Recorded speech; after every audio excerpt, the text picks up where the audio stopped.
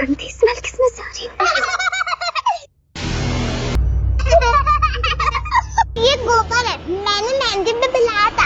अरमान और आलिया की शादी हो रही है, आसमा भी आ जाती है अरमान और आलिया की शादी कराने के लिए। भाई सारे घर वाले ना बहुत सरप्राइज्ड हैं कि सबको लग रहा था कि जैसे ही आसमा आती है ना तो लगता है सबको कि भाई आसमा की शायद तबीयत ठीक हो गई है, लेकिन यहाँ पर भाई आसमा तो एक नया टारगेट करने आती है ना जो आलिया ने दिया है। हमने देखा था ना किस तरीके से यहाँ पर आसमा भाग जाती है मेंटल हॉस्पिटल से। आप मेरी मम्मा की जगह लोगे ना, आपके साथ अच्छा हुआ। महर, हानिया, ये क्या बदतमीजी है? बच्चों, ये क्या तरीका है? हाँ, सॉरी बोलो। हानिया, महर, ये ठीक नहीं किया है आपने, आके चाची को सॉरी बोलो।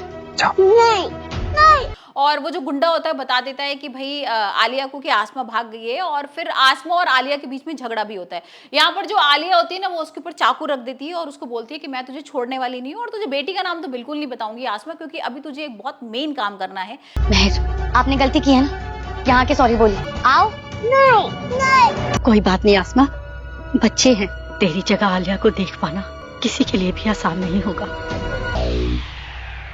यहाँ पर भाई हम दोनों की शादी हो रही है, मतलब आलिया और अरमान की शादी हो रही है। आलिया बताती है कि भाई मेरी अरमान से शादी होने वाली है, तो कोई भी तू हंगामा नहीं करने वाली है, और अगर तेरे को अपनी बेटी का नाम जानना है ना तो अब तेरे को आना पड़ेगा उस पार्टी में, और फिर मैं बताती हूँ तुझे क्या करना है।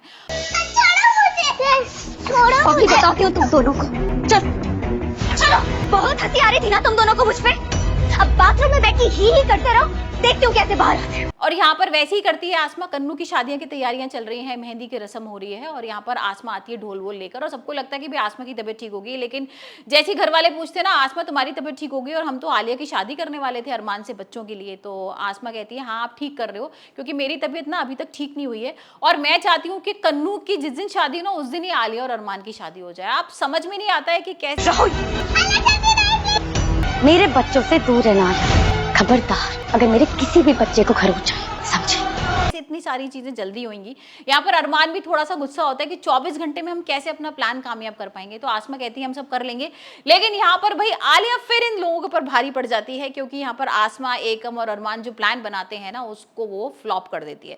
यहाँ पर आलिया कहती है ठीक है मैं शादी करने को तो तैयार हूँ, और अरमान भी मान जाता है कि ठीक है मैं आसमा के कहने से मैं शादी कर लूंगा, लेकिन आलिया लेकर आती है अपना एक नया तुरुप का इक्का, और कहती है कि एक काम करो, पहले ना शादी करने से पहले आसमा तुम डाइवर्स दे दो अरमान को। और ये सुन के ना सब शॉक हो जाते हैं, मतलब आसमा और अरमान की तो होश ही उड़ जाते हैं कि ये तो हमने सोचा ही नहीं था कि आलिया ऐसा भी कुछ करने वाली है, कि क्योंकि भाई आलिया है ना, आलिया का दिमाग बहुत तेज है, और यहाँ पर आलिया को लग रहा था कि मैं आसमा को बिल्कुल भी अपनी जिंदगी में चाहती नहीं हूँ, अब मैं अरमान से ही शादी करना चाहती हूँ, अरमान के साथ ही रहना चाहती हूँ।